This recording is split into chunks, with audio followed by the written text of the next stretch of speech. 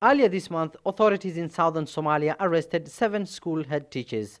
The education heads had just returned from Al-Shabaab controlled areas and were charged with colluding with a militant group to replace the current school curriculum.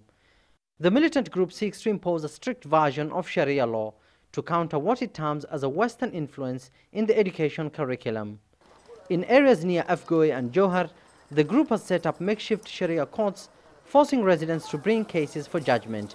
Among the cases it has resolved include disputes related to inheritance, land and businesses.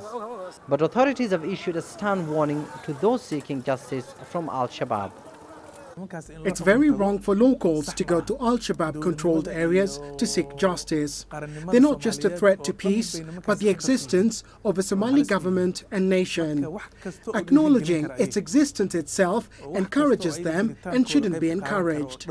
The president of Hirshabelle, a regional state under Somalia's federal structure, proposed the creation of an Islamic Sharia and appeal court to rival that of militants, but is said to face objection because the current constitution of Somalia and its laws are already based on Islamic principles as endorsed by the country's parliament. Religious scholars have also called on strengthening the country's justice sector, a move it argues will improve justice delivery and create trust among the public.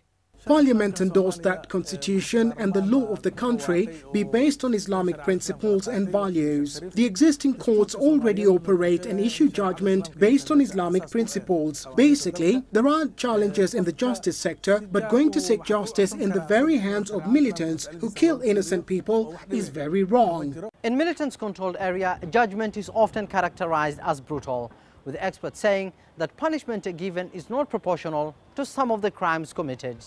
Meanwhile, authorities say that they hope to improve access to justice, and it's training prosecutors and judges as it seeks to strengthen the country's justice sector. But with Al-Shabaab in control of most rural towns and villages, dissuading locals in those areas from seeking justice will prove to be an uphill task for Mogadishu. Abdulaziz Billow, CGTN, Mogadishu, Somalia.